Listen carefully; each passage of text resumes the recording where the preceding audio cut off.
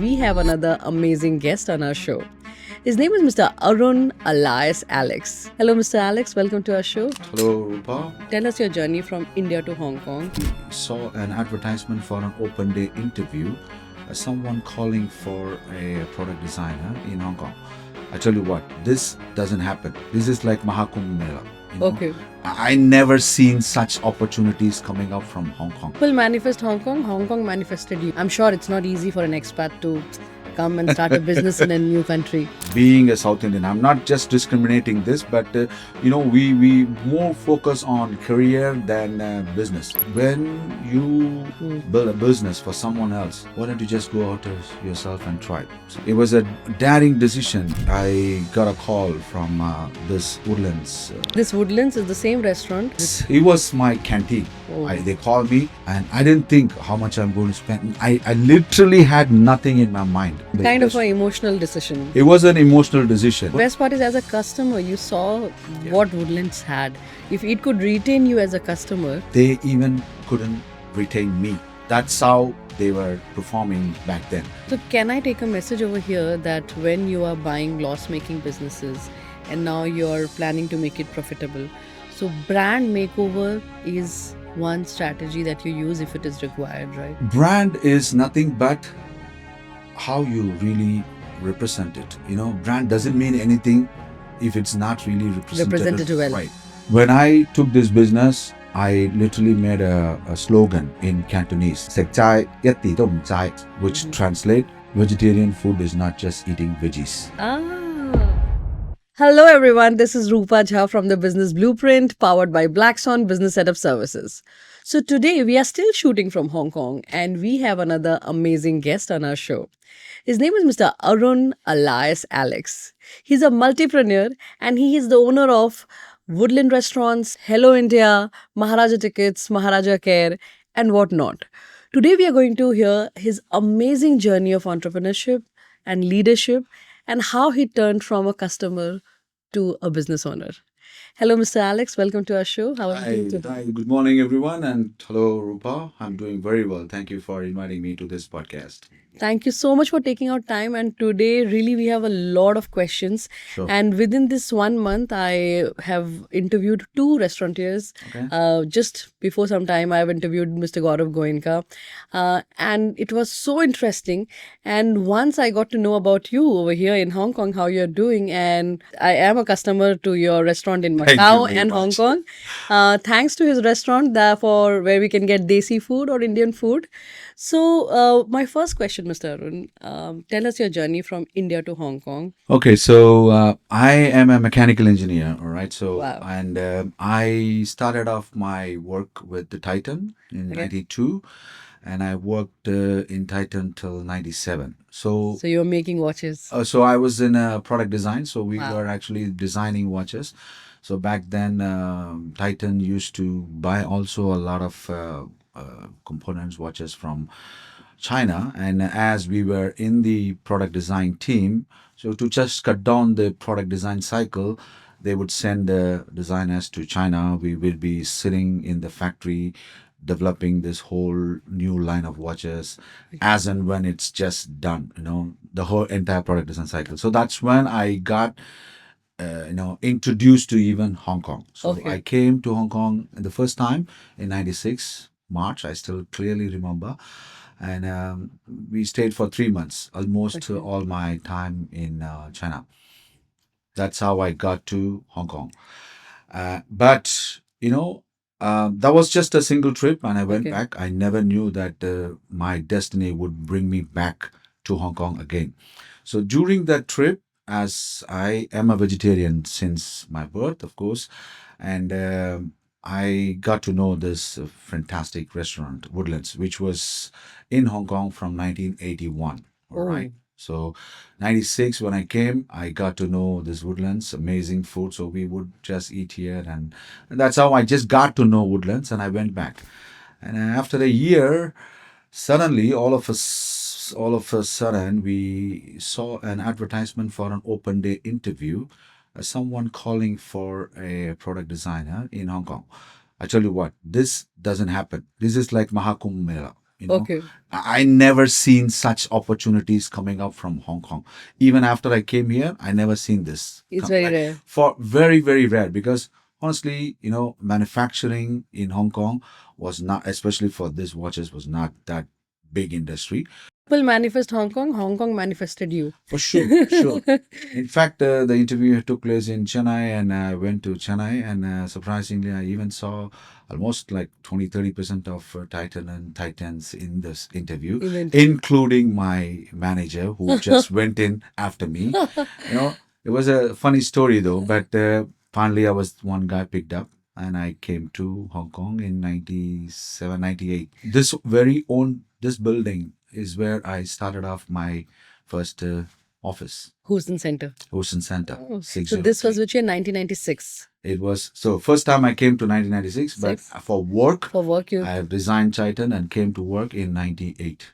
1998. Yeah. And that time you were alone or you were with family? Well, I came first alone. Actually, my wife joined me 6 months later. Yeah. So how many years it took you from so you were working for how long, and how did this entrepreneurship journey started in Hong Kong? I'm sure it's not easy for an expat to come and start a business in a new country. Honestly, somehow, as being a South Indian, I'm not just discriminating this, but we more focus on career than business. Somehow it's there. I It's a relate. cultural thing in India, all right? So I never meant to look for starting up my own business at all. So, I started off with this job here, and I was with the same company for 20 years. Wow. So until 2017, I joined them in 1997, November, December. 20 years in the same company. Yep, the Wow. same company for 20 years. And That's an then, example of loyalty. Very rare to find nowadays with these Gen Z employees. yeah, actually, yes, because in my career, I worked one in India, one company in India for Titan, and then the other one is in Hong Kong. Wonderful. So then what made you leave the whole empire that you built, an amazing career, and then start your own? This is something a lot of people ask me, because when I quit the job, Mm. I was honestly making ton of money. When I resigned the job, I was the CEO of the company. The Wow. business that I built for this 20 years, we were doing pretty well. It's all before all these, crisis. And with And lease liability. with lease liabilities. And I was really making a ton of money. And I was talking to myself saying, oh, when you can build a business for someone else, why don't you just go out yourself and try it? So that's the thing I got in That's mind. the calling Calling. came. So I just decided to quit. Trust me, I had to give 6 months notice for my company to let me go. During that 6 months, I started off, okay, just a company registered in my name. And I also got a small, tiny, weeny office, like 300 square feet office in Simsacha itself. So I would work there and go to my place in the evening, just do some stuff there. That's exactly how I started off my career. So generally, when employees, even who are, let's say, at a very mid-level position, and when we suddenly decide to leave our jobs and start a business, generally we don't get support from the surrounding. Everybody say, "Oh, are you going mad? Why are you taking this risk? You are in such a comfort zone. Why are you doing?" So, in your position, did you get support from your surrounding? It just did happen, but actually, especially from my wife, because she was the one a little bit panic. But I said, you know what? I have a saving, and I think 6 months we are good to go. All right, we have we can take care of everything for the next 6 months. Even I That's sit at targeting. home. So this is the formula now I give to everyone. Hmm. You guys want to jump into the business, make sure you have a living for 6 months. For 6 Like, months. you cannot do anything, like you don't have to do anything, but just for 6 months you can take care of anything. As long as you have that 6 months covered, I'm sure you guys can just start up and running within that 6 months. So, what was your first business? So my first business is of course, my watches. I started off my own watch trading business with also my product design. But eventually, that was just a single me. It's a one-man show, and we started off with some one customer, and slowly. And But since you were so passionate, it had to be the start. yeah, that The that was first that was an easy start, easy because I start. know the business Know the at least, and I business. built the business for somebody else. So Yeah. I think it was, but honestly, it wasn't that easy for me, because it was a daring decision when it comes to taking over businesses. Like, Yeah, because now you are the CEO and now you are everything. yeah. You're the peon, you're the CEO, you're the accountant, you're the marketing. In fact, the experience that I gained during my work, though I was COO, right? Chief Operation Officer. So I literally had access to entire operation. I wouldn't mind doing anything myself if it's not just to get it done. So that experience really helped me Helped you. when I started off my own business, right? Yeah. Now, when that time, I really got almost child marriage. We got married. I got married when I was not even 23. But by the time 98, my kid, no, 2018, my kids were, almost adults. And my wife said, "Oh, you know what? I'm sitting at home and I want to do a business myself." Okay. So as she told me, I said, "Okay, fine." I just put from my savings. We had a grocery store right in front of our home, which we usually buy things from. Okay. And that gentleman was moving out of Hong Kong, and he Okay. was trying to sell it. So that was your first acquisition. First acquisition. But the best part of my acquisition were not the best, because I literally acquired the businesses which were almost dead. Almost dead. Almost dead. In Like loss. in super loss, and lost everything, customer, blah, blah, blah. But eventually, my specialty or challenge lied in how to turn that business Turn that into business around. profit or sustain that business, which we are doing very well now, actually. So grocery was my first business, and literally. So now the watch trading, then the grocery. Yeah. So Now that was 2016. 2016. Okay. Right. So 2017, I quit Mhm. my job. And 2018, I got a call from this Woodlands owners that are telling me that And this Woodlands is the same restaurant where you used to eat when you used to visit Hong Kong just for visit. he was my canteen, honestly. It was your canteen, yeah. Because as I said, we were working in this. I was working in this building. Lunchtime I go there, dinner I go there. After dinner I So work you were there. there all the I time. was almost there. Like, And you I tasted would, all the items. except for taking shower and sleep, I'm at home. But the rest of the time I'm at the restaurant. You Okay, were- I was like, and I was literally part of their event, whatever they did during that period. About 8-10 years, I was And I literally think this traveling. also shows that in foreign countries, for expats, whether you're an Indian, whether you're of any nationality, and when you find a restaurant of your home country in a foreign country, it actually becomes your home. Yeah, in my case, it's a little bit more special because we don't have more choices. It was the only choice for me. Only Well, choice. there were one or two more, but it was the best. It's a South Indian food. I'm South Indian, and I literally had every item from the menu, and in fact, nothing. Some of the items which were not in the menu, to the extent I was the one and only monthly paying customer. Oh, Like, I just pay a lump sum amount and I go whatever I want, whatever I eat. That was the level of my commitment to loyalty to the restaurant. to the restaurant, See, yes. your loyalty is your strength. It shows everywhere. Whether it's a job, whether it's you are as a customer. That's true, yeah. And but eventually they had some competitions, and they lost their charm, and they literally couldn't continue the business.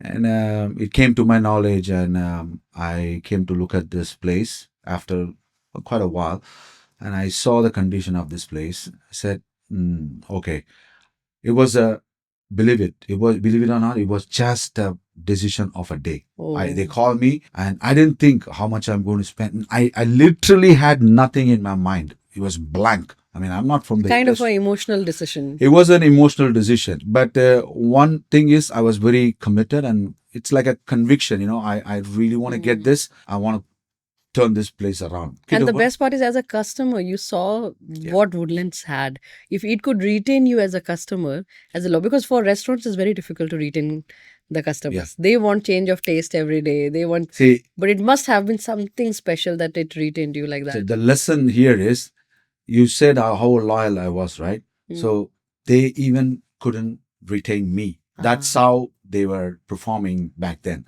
Okay. That's the condition they were in. They were in. So it's nothing to talk bad about it, but that's Yeah, how they were it's- managing. yeah, yeah, it's right. So style. it's their own style. So I took it over, and we shut it down for 2 months. And I still remember I took over on the October 1st.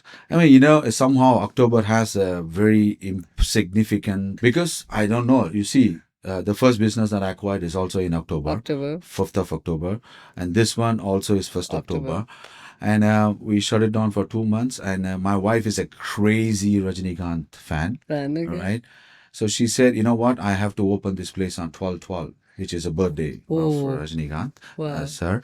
And so we had 2.5 months time, and I literally brought this place down, like literally smashed it, brought it to zero, ground And zero, and reconstructed we it. completely built it back. So we didn't even take a spoon from the old place. Okay. Like completely changed. Completely changed. We redesigned the brand, Woodlands, but of course we just give a little bit of facelift, and I'm a designer, that really helps, so I designed this place along with my Chinese local counterpart. I gave all the inputs to them, because I honestly changed everything. Yeah. Give you an example. Yes. In Hong Kong, I don't know, maybe in other countries too, especially in Hong Kong, I've been to a lot of Indian restaurants. Even you talk to some of the locals. When you go to an Indian restaurant, what is your feeling? First thing they say, wow, why is these restaurants so dark? Mm. All right. Literally every single Indian restaurant, maybe even outside, but here in Hong Kong. Yeah. So it's like they made a rule. Oh, Indian restaurant must be dim light. Dim light. Okay. Next thing, furnitures Hmm. are super heavy, and you can't even move them around, and it's Yeah. like dark atmosphere and all Like those the stuff. Maharaja style Yeah, chairs. exactly, right? Are you able to Brilliant. connect now what I'm Yes, saying? I am. Because all these, as I'm looking And everything especially Indian restaurants in foreign countries. Even when I was in Amsterdam, Paris, everywhere I saw. everywhere, right? So it's like we are a customer. So that's what we see. Why is this like this, right? You know what? It's a vegetarian restaurant. Just make everything so bright. I wanted to make it super green and bright, like the brightest ever Brightest restaurant. ever restaurant. And people people are so happy to see, wow, that's the first thing that I see. So can I take a message over here that when you are buying loss-making businesses and now you're planning to make it profitable, so brand makeover is one strategy that you use if it is required, right? Brand is nothing but how you really represent it. Brand doesn't mean anything if it's not really represented well. right. All right. Very good message. It's a thing. Woodlands was a 36-year Old running business. business. But how many people, apart from the Indian community, knew Woodlands back then? And how many people in this short 5-6 years know Woodlands Right. now? So it's the commitment that you give to the brand. Mm. Like how you want people to see this brand, Woodlands, Yeah, I'm seeing a combination of commitment, respect to the brand, and passion towards it. Exactly, because when you are representing a brand, you really first of all have to be very passionate about it, and because that's how it is. If you are if you are a user of a particular brand, why are you so particular about that brand? Because you are attached, you are emotionally attached. You have to create that emotional connect with the brand for the customers. Then your success in your branding. Okay, so you wanted your brand to talk that, among all the Yeah. other, cuisines, I'm also here. You may also have noticed, because Indian cuisine was really so underrated all over the world. Yeah. And especially in overseas countries, if you go to restaurants, predominantly run by predominantly North Indian cuisine. Even in Hong Kong, 99% of the restaurants are North Indian cuisine. Okay. So it has become to the locals, oh, you talk about an Indian cuisine, they only say, oh, just naan bread and chicken, And butter tikka chicken. masala, butter chicken. That's Yeah. all. So their knowledge about Indian cuisine It's very limited. very limited. It is not their problem. Hmm. It is definitely not their problem, It's our because problem. people who have been here in this place for 50 years never took this, never took that Initiative. interest to initiative to just promote this food. Hmm. They were more focused on just doing the business than doing it as a passion. For Right. me, it is more than a business. It was because, honestly speaking, if you want to do business, you definitely don't want to be in the food and beverage business. Trust me on that, because it has got daily challenges, hourly challenges, weekly challenges. Absolutely. So you don't want to be in this business Very unless, volatile. yeah, very very volatile. But for me, it was from South India, and I really want to push. So this is what I did when I started over this. I started promoting the brand as your South Indian cuisine. Okay, Hmm. when people were talking about Indian food, I specifically said South Indian cuisine because we are specialized in South Indian food, right? And it was in a way you were also telling other people that, see, India is about so many dishes. Exactly. This is just a part of Part. it. Like, Exactly. so you're telling them how vast we are. Yeah. So when people hear, "Oh, what is this South Indian food? I never Mm. knew about this." All right. That's a curiosity we create. Curiosity. Mhm. So to pull customers. The customer. So eventually, when we started off at 12, in 5 months, I think in May, we literally hit the highest ever turnover, which was not done in the past 36 years of history of Wow. Woodlands. So just in seven months, I think. December to May. Wow. That's literally 5 months. Literally 5 months. Because me and my wife used to be at the restaurant. There was no manager. I was the manager at the restaurant doing the floor, and my wife at the kitchen just trying to manage the. Well, doesn't have to cook. This was your first Woodlands branch. Oh yeah, first Woodlands. And branch. which location was it? It's a current location which is now in Wing On Plaza, Chimsachoy. That was the place, and honestly, I also have to thank somebody here, because this has really helped me a lot, because when I took over this place, most of the old chef who used to be working in the place left already because of whatever reasons they left, but they all knew me for 20 years. Then they came to know that I'm the one taking it over. They voluntarily come and say, you know what, I want to come and work for Woodlands, because honestly, they were working there for 25, 30 years, and they were so emotionally attached, like I am. And the two chefs said, the best chef said, no, I want to come and work for you. Well and good. Look, we are doing this. I cannot promise a big thing to you, but you know what? I will do my best. If we grow Yeah, together. we grow together. So if you are in, let's do it. So they came in, and they are still with us actually, and yeah, they are really seeing this whole thing happening, and so that's my first with Woodlands. Wow. And then how Woodlands started branching up in different places? So I'm not sure. Eventually, I still think I was destined for this, because why would somebody from Chennai come to Hong Kong and then From mechanical blah, blah, blah, engineer, to what designing and to restaurant. it doesn't make sense. It's This destiny. this was completely a destiny, right? Destined to do this. So this is how it happened. Initially, when I took this first branch of Woodlands, I was in a very tough situation dealing with these landlords, because the landlords of the current place, that they were not really willing to give us the place. I had to write my first business proposal, my own business proposal to them. I don't know. I don't even know. I said, okay, fine. Let me just write a business proposal. I wrote a business proposal to them, saying that we are planning to open our second branch of Woodlands in the Hong Kong, the island side, in 5 years, somewhat, and we are having this plan of renovating this place and this that. That's what I told them. Guess what? This happened in 2018, Mm-hmm. 12, Mm-hmm. but our Wanchai 2000 branch is opened on the 12/12/2022. Exactly on the fourth year we opened up. Oh, wow. Yeah. But in between, there is a small side story to this, which is also, see, again, why I'm saying this, when you are destined to do something, it's true. So while we are doing this, Mm-hmm. we didn't expect COVID. We didn't. I mean, Hong Kong had a severe protest, Right. during the time, and this was the war zone. In this area was a war zone. Like, Yeah. I mean, I'm sure everybody who lived in Tsim Sha Tsui know this place was such a, because we are just close to that hub. We could just see in the television. So every business was affected, Mhm. and anyway for 5-6 months. But then we continued, and after finishing this, we had this COVID. Yeah. 2000, 20. 20, early 20, we Early already 20s. had. But then I was already prepared to open my second branch in 2020. Okay. Okay.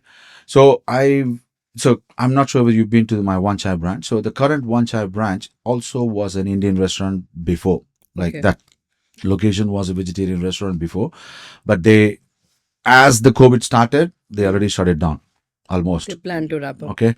So they shut down all their premises, and the place was still there. So I went and asked this landlord, I want to take this place. Mhm. The guy simply said, no, we are not planning to give it to any Indian restaurant. Okay. All right. That's fine, no problem. So then my wife said, oh, you already have a vegetarian restaurant, because she is a non-vegetarian. I mean, Mhm. she said, why not we just start a non-vegetarian restaurant? Okay. So then I came to Hello India, Okay. which used to be Palki, also almost wound up restaurant, like Okay. almost dead. And I said, okay, fine, let me take it over. And I took over and redesigned. I mean, we put a lot of effort to just simply beautify this place, but not fancy, but just as a cultural destination. If you ever have a chance to visit Hello India, please visit, because Sure. I literally wanted to present India in different aspects. Different there. aspects. But very subtle way, not like heavy chairs and Maharaja's chairs and all those stuff. Very subtle way. So we opened Hello India in 2020, July 1st, smack in the middle of COVID. COVID. Yeah. Oh God. So that was my second venture. Was it fine dine or was it only take? It was fine dining, actually. Well, I wouldn't say like fine dining, but it's a proper restaurant. I because here in fine dining there are a lot of aspects. So, Okay, but the yeah. place was not really. Maybe the buildings and other stuff Got it. was But not. people were coming to eat Yeah. physically. Physically eating. Yeah, because I think we had the restriction slightly after, like a late 20s onwards. We had this very strict rules that people cannot come in. But anyway, yeah, it is our biggest cultural aspect, Yeah. which Asset. no one. Okay, yes, you go to China, yes, they do have the similar thing in China, but they're so proud about it. If you go to every canton in China, they have a distinctive cuisine for every canton. Likewise, India, we have every 300 kilometers we cross, And the food is especially, different. people know what dumpling is. So people are knowing countries through food as well. Exactly. So I think it is high time that Indian food should also reach every street. No, through there this. is only one thing that I also wanted to say here at the closing, because vegetarian food, especially as I am promoting vegetarian food, Yes. in internationally, vegetarian food means salad, wraps, or now in Hong Kong or China, it's a fake meat. All right, that's the vegetarian Yes. food, right? Uh, Now, when I took this business, I literally made a slogan in Cantonese, which translate vegetarian food is not just eating veggies. Like sek chai, yat ti dong chai means it's like, you're not just eating vegetables is called vegetarian, which is true, right? We have the best possible options for a vegetarian. Indian cuisine as the most cooked food and using natural ingredients. We don't have anything to add up, anything to process food. Anybody can cook easily at home and stay healthy forever, and you don't have to depend on meat and other stuff. yes. It is not against, but for people who wants to try vegetarian, this is a big statement, because A lot of time I have a friends who are in Hong Kong who want to try vegetarian food, but they end up going to salad bar and other stuff. I myself can't eat salad bars every day. Come And on, I not mean every day. every Yes, day. I mean it's not absolutely that's not. not vegetarian. So Yes. I say, yeah, we have a balanced meal which is been around for thousands of years in the culture. So why not just try it? And I remember my sister's mother-in-law going to your restaurant in Macau, and when she saw the long Dosa. dosa, she was so happy. Yeah. And yesterday I was sitting in your Hong Kong branch, Yeah. and just opposite of my table was sitting one Chinese guy, and he ordered, I think, puri. And Solapuri. I remember he ordered that, and I think it was his first time. So he was just trying to make out how to eat it. He was just rotating his hand around the puri, and it was so nice to see. I showed my friend, see how he's trying to, So this is why, we're not just a restaurant. I see, yeah, if you look at my social media, I don't talk about any food or something. I never show food because most of the restaurant, they always try to push their food. I never do that. I want to sell a culture. a culture. It's not just about the food. So we also do events such as, it's very difficult to do it in Hong Kong. We're having an event coming up next 2 weeks, a Vishu event, Sadhya, Yeah, Vishwa, Vishu Sadhya, I know. Sadhya, banana leaf. Okay, Oh, people get to serve like you do it in India. We get serve every 25 items and they can enjoy. And we teach people who cannot use their hands to eat. We teach them how to eat it. So we want to just, want people to learn, learn. appreciate our culture. That's where what we do. Yeah, and you're doing that by setting example, and you are appreciating other culture. You're learning other Of culture. course. You're showing them that yes, it is easy to learn each other's culture and give that exchange that each other's values No, it that we is have. very important to especially when you are in a place which is not your hometown, and you are in a place and you want to stay within your own community and do only one stuff. It doesn't work. It You doesn't got to work. be really inclusive in You have the collaborative collaborative mindset. mindset to understand and Wonderful. appreciate everyone. So, Mr. Alex, as I seen most of your businesses that you did, I saw a lot of role of technology. I saw that you used databases, you knew the value of databases, and you digitalized a lot of your businesses.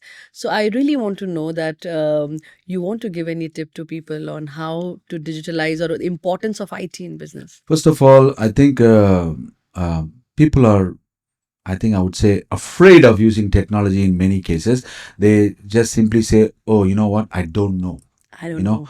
that's a very Common answer. common answer. And when someone asks me something, and if I had to say this answer, the next moment I'm trying to find about it. Okay, what is it? That's the thing which drove me to get into all these things. And I'm sure a lot of people have a lot of interest, but my interest is knowing something that I don't know, and I want to. I mean, I don't really read too much of books, but nowadays the internet can provide you so much of tools that you can use, and keep upgrading yourself. Like even now people talk about AI, right? Absolutely. And yeah, we started off using AI for our social media videos, and we are trying to see how we can do an AI assistant for our Maharaja Care business, virtual assistant for AI, because these are things that I am, it may sounds weird, but with the least amount of investment, you are doing a sustainable care for the people, and reducing the human error, Right. which is very important in customer service, because emotion, less emotion, and AI is always happy emotions, Happy so that's emotions. a good thing, because It's a good when you thing. talk in text, people attach their own emotions to the text. Yes. It's a very dangerous thing. It's a very dangerous Talking thing. is still good. I can see, I can hear what you feel. But text, I write hi. I can say, even you say hey, I can, hey, people Uh, just put their emotions. So it's bad. absolutely. So we really need to learn and adapt to. So we actually put all the effort to first. I can openly give this statement. We are the one and only restaurant with so tech friendly in Hong Kong. Wow. It is inevitable for almost any business, but especially if you are in the food and beverage or a service industry, this is something that you cannot skip. You have to get used. If you And don't I know, think especially in the restaurant and F&B business, people ignore this the most yeah, because they think food is important, chefs are it important, is important. place is important, but not IT or AI. Well, as I said, as long as how you represent your business, it makes. Why would Apple have to do, or any bigger brand has to do advertisement? Do they need it? Mm-hmm. Do they need it? They don't need it. Anyway, people are buying. But it's also important that you have to tell the people, when you're a brand, you have to you have to remind the people about your brand, keep And them connected with you.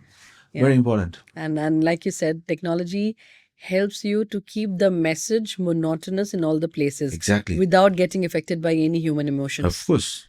Emotions or errors, Errors, yeah. I can say. Yeah. Wonderful.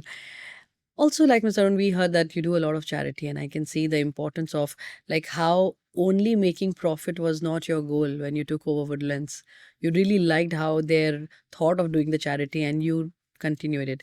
So, in Hong Kong, would you like to name a people at the moment, many businesses who have not got into it and who would like to do it as annual practice or monthly practice? Would you like to suggest or recommend some for them? So honestly, we have done because earlier when Udlands used to do, they used to choose bigger NGOs, like really corporate level NGOs.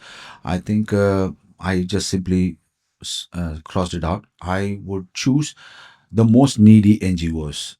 Like maybe people don't even know the names of it, but they are still active, they Growing. are still doing, and they are looking for resources, basically funds, right? Which is their Right. main resource.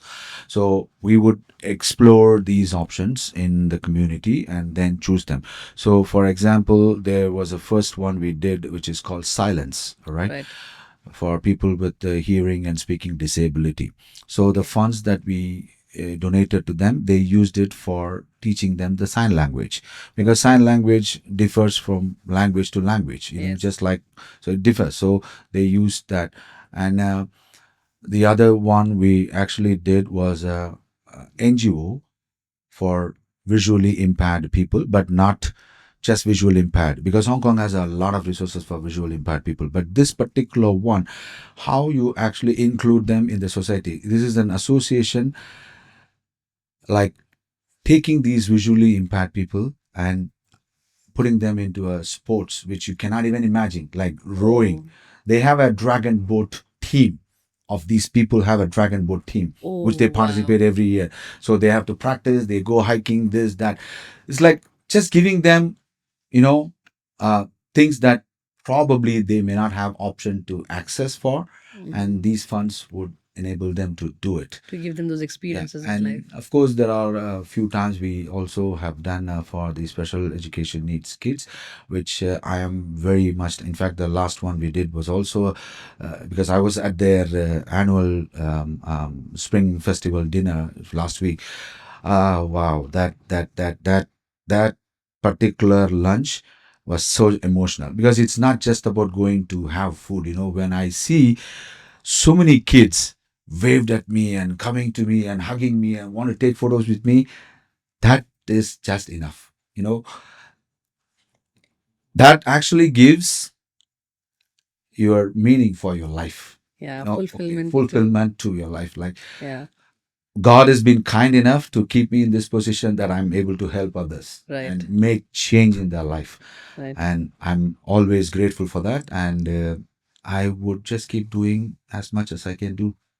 Thank you. Thank you so much. I'm sure kindness is one of the reasons that is taking you forward and making you the luck of all the shutting down businesses. The magic move. Wonderful. Thank you so much. It was so nice talking to you. And I think I feel like talking all day with you. I'm sure you are full of Pandora's box and a lot of stories. But thank you so much for this amazing interview. And I think we loved this story from customer to the business owner and how he carried out every good thing of the brand that he liked about it. And he's making it ritual in his new company or new brand. Thank you so much.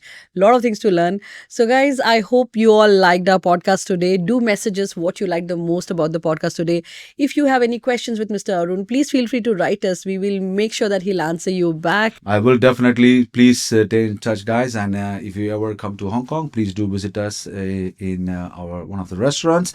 And thank you so much, Rupa. I know it was a short notice, but you know what? I really enjoyed this conversation because Thank you. I was least prepared. Nothing prepared at all, in fact. But when you want to speak your heart, you don't need to prepare anything. Yeah, even we enjoyed it because we got the raw stories. You were not prepared, so things were coming out, naturally. Yeah. So for sure, Woodlands is going my go-to restaurant when I am in Hong Kong or Macau, and I'm sure you will like it too. Whether you're Indian, whether you're not Indian, I'm sure you're going to enjoy this food.